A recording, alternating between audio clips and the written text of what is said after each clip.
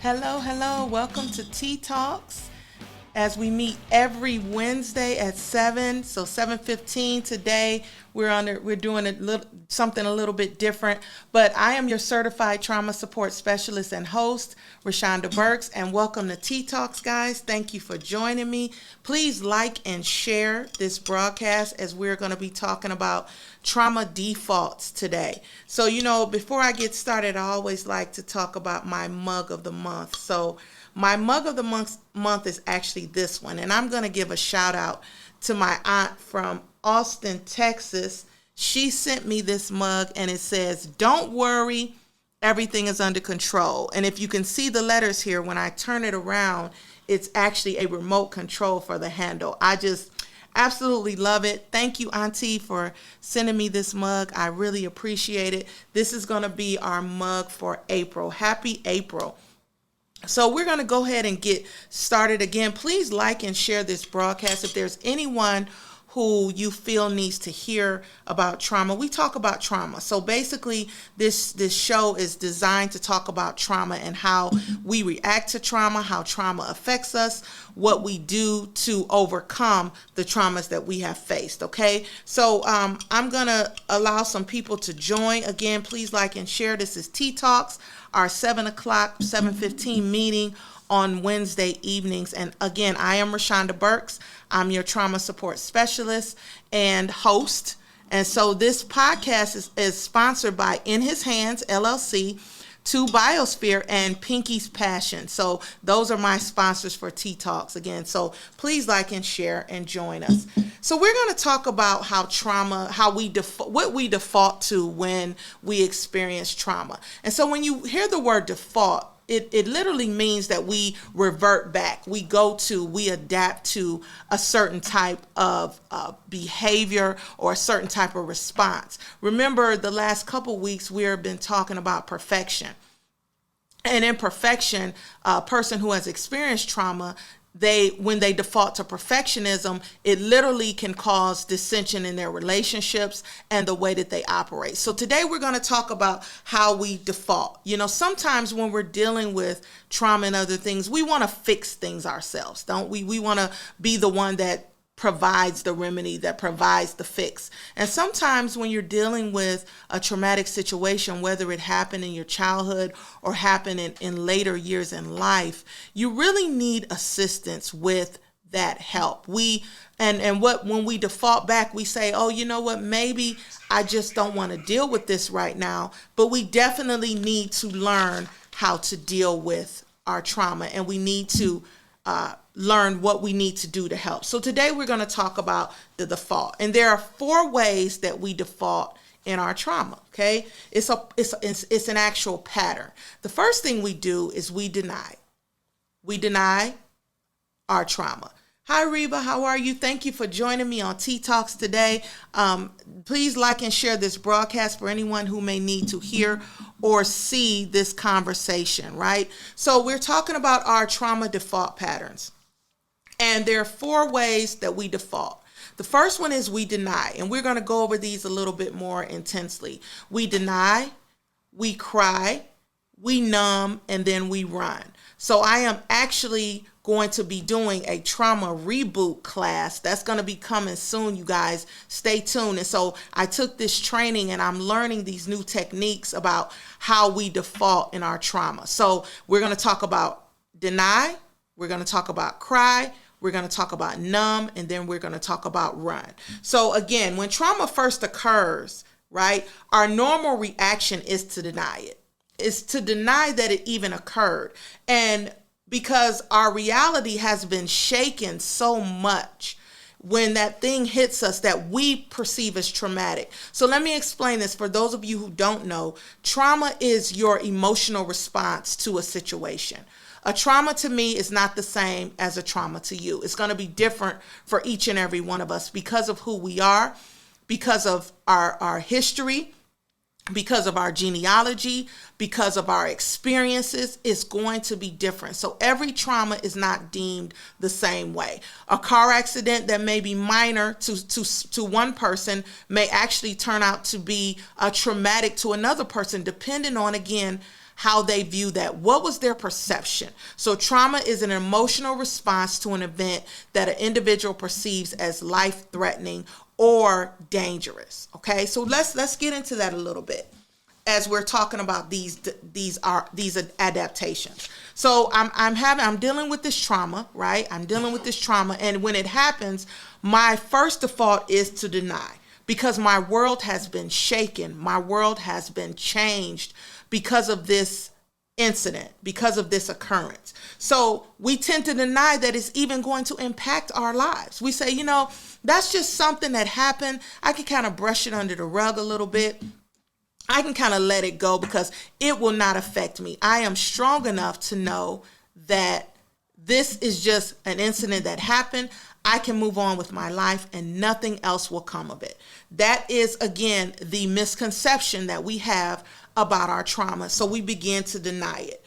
We view it as a temporary struggle. It's temporary. Nothing's going to come of it. The person who was even responsible for the trauma that occurred, we may begin to excuse their behavior, to say, okay, because this is all part of that denial process. Again, this is Tea Talks, you guys. Please like and share this broadcast. We are talking about trauma adaptations of denial, how we deny things.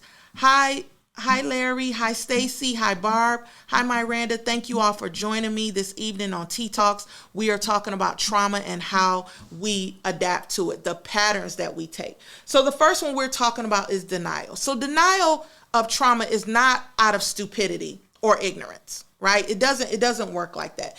It happens because our post-traumatic reality is just too much for us to bear. When things happen, it's too much. It becomes confusing. It becomes painful. And so it's easier for us to stuff those feelings down. That is our way, right? That is our way of dealing with it. That is our way of denying that it even happened and trying to move on with our everyday life, right? So we begin to feel overwhelmed. It's almost like a backpack. When you carry a backpack and you try to stuff so many things in your backpack and it gets too heavy. So when trauma strikes, it literally, hi Tiara, thank you for joining me. When trauma strikes, it literally is like a backpack that is so heavy that we can't carry it. It's too much. It's an emotional burden on us. And so we're like, you know what? I'm not going to open up Pandora's box. I don't want to deal with this. I'm okay. Nothing's wrong with me. I'm just going to keep moving. But you're constantly carrying that backpack with you, and it's getting heavier and heavier because we feel we don't need to address those traumas. Well, again, that's definitely a misconception. We're trying to maintain our reality, but the reality is that before the trauma, after the trauma, our post-traumatic event actually alters our life. Our reality as we knew it then is not the same as it is now. I often mention this pandemic that we just went through the last couple years. We will never go back to the way things were.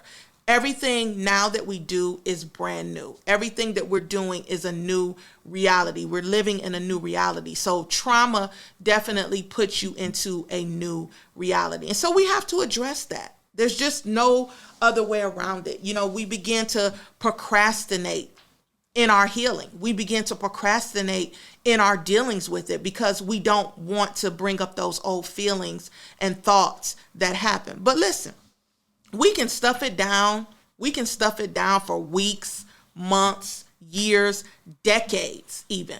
We can do that. And if that works, does it really work? It doesn't work. So because what eventually happens is as time goes on, the more likely you are to encounter people who will trigger you. Let me repeat that. As time goes on and your trauma is not addressed, the more likely you are to encounter people who will trigger you. And so what happens when triggers come? Painful memories return. Everything that you dealt with in that trauma resurfaces. And it's almost like it just happened because we've stuffed it down and we figure nothing's going to bring this back up if I don't talk about it, if I don't think about it, if I don't tell anyone, it's going to go away. So you could be walking down the street one day and you see something that could be a trigger. You can smell something that could be a trigger. A certain noise that you hear could literally trigger a trauma that occurred years ago. We talked about stuffing down things for decades. So that trauma, again, is stuffed down, and then all of a sudden, here comes that trigger, and you're right back at square one, which is not a good way that we want to live our life. We want to live our life free. We want to live our life whole. We want to live our life moving forward in the things that we have to do in this world. We want to be impactful not only to our lives, but to other people's lives. And we cannot do that if we're still struggling with trauma, okay?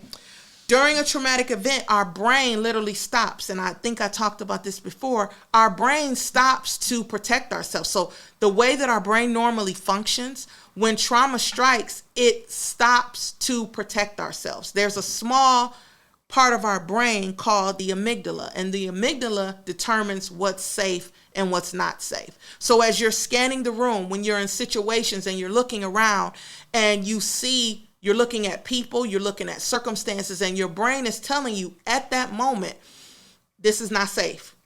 This is safe. This is not safe. This doesn't feel good. You need to get away. So this is what's happening in our brain. So again, when I'm not dealing with the traumas that have happened, I can be triggered at any given moment just by the environment, my atmosphere, the things that are going on around me. Again, it could be a smell, a noise, a sound that could bring back those old memories. Okay. So our brain is constantly flooded with memories.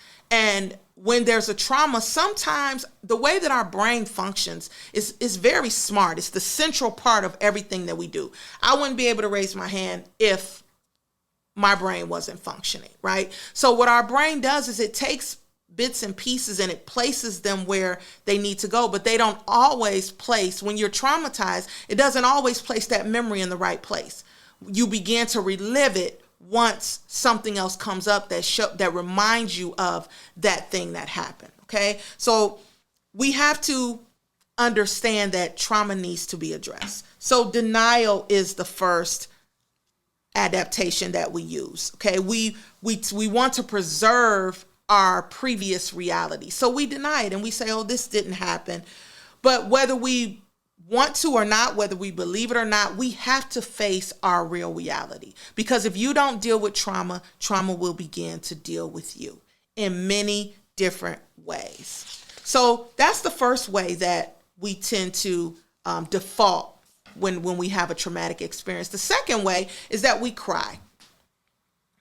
We all know what crying is. It's an emotional response to something, because when individuals begin to think about the trauma that they faced, all of these emotions begin to rise up, and everything that they know, everything that happened with them, the extent of the damage that the trauma caused begins to resurface. So it's like a tidal wave of emotions, literally a tidal wave of emotions.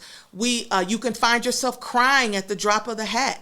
You could be washing the dishes or listening to a certain song and the floodgates will just open full of tears, right? You could feel terrified or afraid in an instant. You could be doing something that's totally unrelated to the trauma that you experienced, and you can be, and this activity could literally cause you to get emotional, overwhelmingly emotional. Some people feel aggression during their times of fear. They're aggressive towards other people, which can affect their relationships, because we're all about relationships. We're all about building relationships, preserving relationships, and protecting our relationships.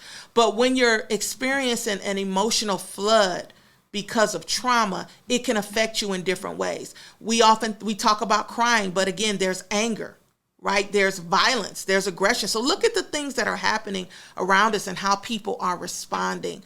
Could it be a direct result of traumas that they have faced? So we talked about denial. We talk about crying. It's like when a pot of water is boiling over. You're trying to keep everything contained inside of you, and then the pot begins to simmer. Then all of a sudden, when you walk away from it, what happens? Everything boils over and you come back to a little bit of water. So we have to understand that when we begin to cry because of the traumas that we face, it opens up a whole set of other emotions that can affect our relationships. Hey, Barb, thank you for joining me. Welcome to Tea Talks. We're talking about trauma and default, how we default in our trauma responses. Okay. So the longer the trauma goes unaddressed, the more symptomatic we become. The longer a trauma is unaddressed, the more symptomatic we become. Eventually, our coping mechanisms they grow so much. So trauma affects us emotionally, mentally, physically, environmentally, socially. Trauma affects every part of our being.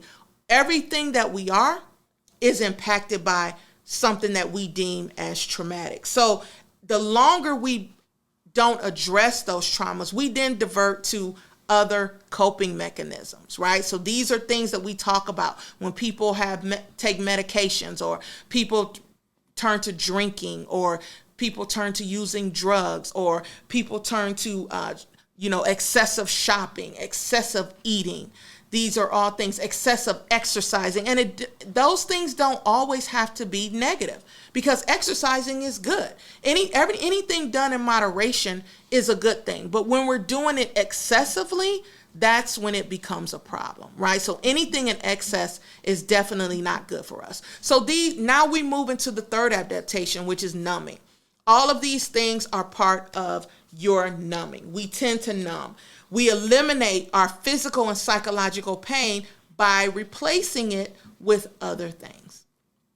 Other things, as I mentioned before, whether it's drugs, alcohol, sexual pleasures, food, shopping, over exercising, right? Watching too much television. These are things that we use because we're numbing. We don't, when you don't want to deal with it, you push it to the back burner, which puts this, which speaks to procrastination. Procrastinating in dealing with it. Procrastinating in dealing with your healing, right? So we want stronger things. We want to live a lifestyle of this fantasy or escapism because my reality as I knew it is no more. So now I'm trying to deal with this new reality, but I don't know how to do that. So I'm putting other things in that place, in that spot, to make me feel better. And that's called self-soothing. That's another term for it. It's called self-soothing. I'm self-soothing myself with these things that make me happy. I'm now turning to something where I can get comfort, where I can get joy, where I can get satisfaction. I'm turning to these things so that they make me feel better. But it's temporary, right? None of those things are meant to last. None of those things are meant to make you feel good forever. They are literally temporary fixes to a very present and imminent and serious issue. They are temporary. So we have to find out how we maintain order. What do we need to do to get a common ground, a middle ground, where we're not going too much to the left or going too much to the right? So again, we numb. Whatever way you use that, whatever you use to numb, this is the next step. The fourth thing we do is run, because we're looking for some type of healing. After a trauma happens, you're looking for that place where you can be healed, where you can be whole. And it may not be something that you can do yourself. So we begin to run. We run towards whatever, whoever, and whatever. It could be relationships, bad relationships, constantly falling into that cycle of being in a relationship that's not satisfying you, that's not making you feel whole. Whoever's handing out hope, I'm running towards that, right? So that's what happens. That's the fourth thing, we run. It could be spending money that we really don't have. There's a lot of addictions out there. There's a lot of things that people use to fill a spot that's empty. There's a lot of things that people use to fill a spot where they're not satisfied. And again, too much of anything is not good. So we have to think about that. Okay, we run and run and run. So let's talk about them again. So we said we deny, cry, numb, and run. And this is just a little snippet. Again, I'm going to be giving a class, a reboot trauma recovery class, probably starting in May. I'm trying to work out the particulars of that. And I would really like you guys to join. I'm going to start doing the marketing for that soon. But this is just a little snippet of some of the things that we're going to talk about. Okay, we have to, if we want to heal, we have to stop doing the thing that feels natural and looking for a supernatural response. We have to stop doing the things that are natural and look for a supernatural response. Okay, and one of the things that helps us to heal is humility. There's that word, humility, right? Humility doesn't mean thinking lowly of yourself. Humility means that I am willing to open myself up to another person so that I can get help. I am willing to put aside how I feel that they're going to look at me or judge me in order to get help, because pride is the opposite of humility. And we know that pride is definitely not something that we should be living in. The word says pride comes before the fall, right? So we have to learn that we need each other as human beings, as people living in this world, on this earth. We need each other to live. We need each other to survive. We need our village to help us. Hey, Denise, thank you guys again. This is T Talks, Trauma, Education, and Advocacy.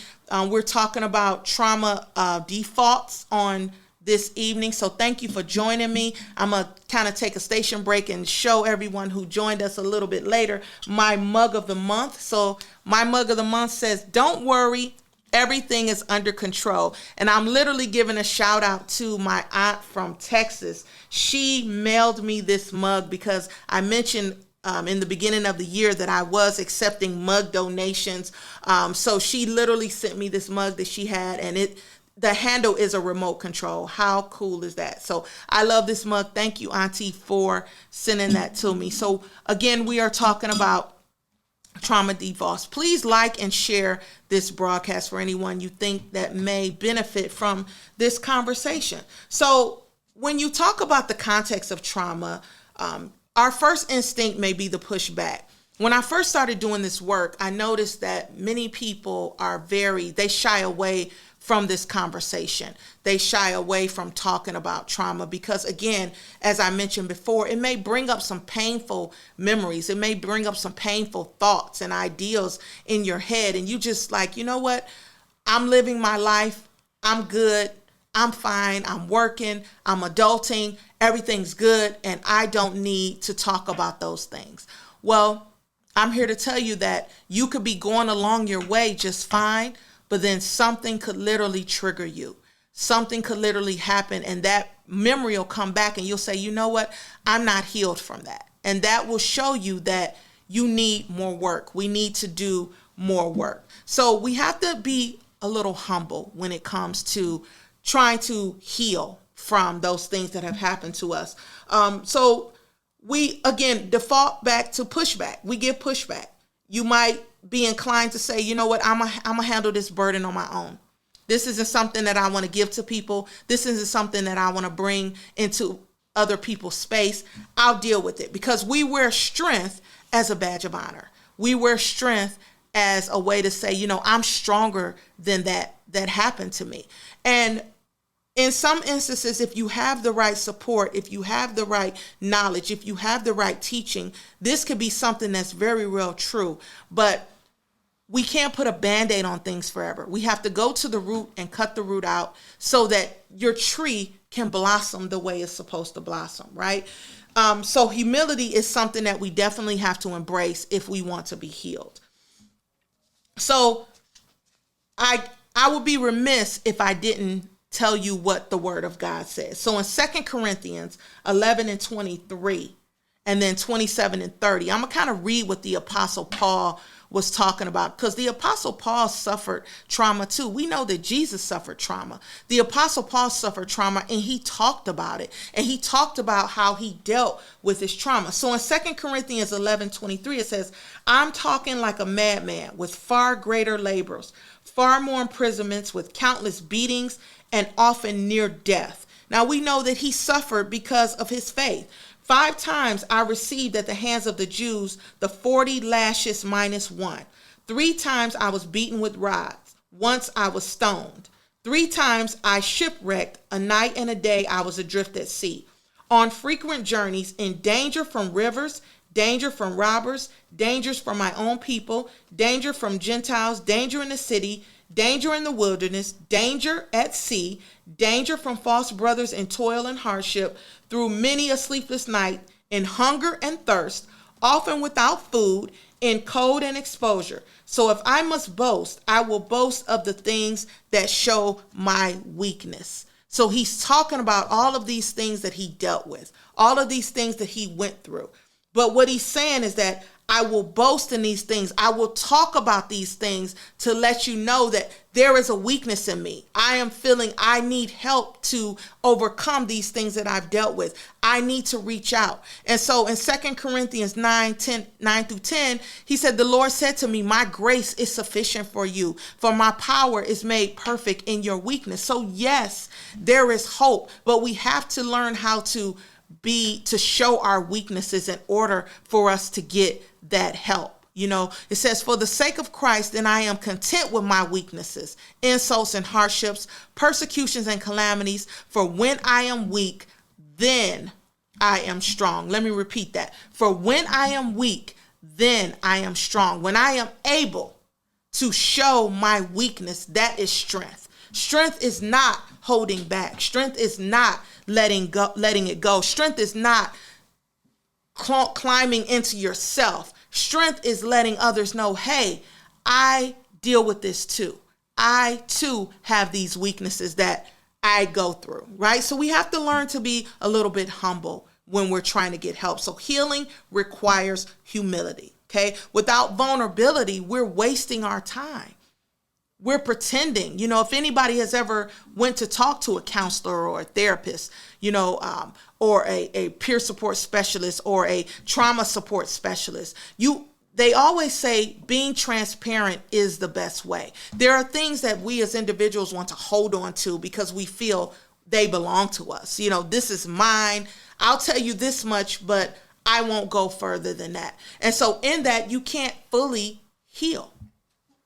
You can't fully heal. You're still stuck in those areas, and you're still vulnerable. You're still not being vulnerable to what you need to do. Okay. So that is a little tidbit about how we begin to heal. So I want to take the opportunity and tell you guys that humility is the key. Vulnerability is the key. When you're talking to someone about your trauma, it's important that we recognize how we are adapting. Think about those 4 ways that I told you until we meet again. Are you in a state of denial? Are you in a state of emotional turmoil? Are you always crying, or things are just triggering you to cry? Are you numbing with certain things? Are you using things and people to numb your situation? And last, are you running? What are you running from? What are you not being transparent about in your trauma, in the things that have happened to you?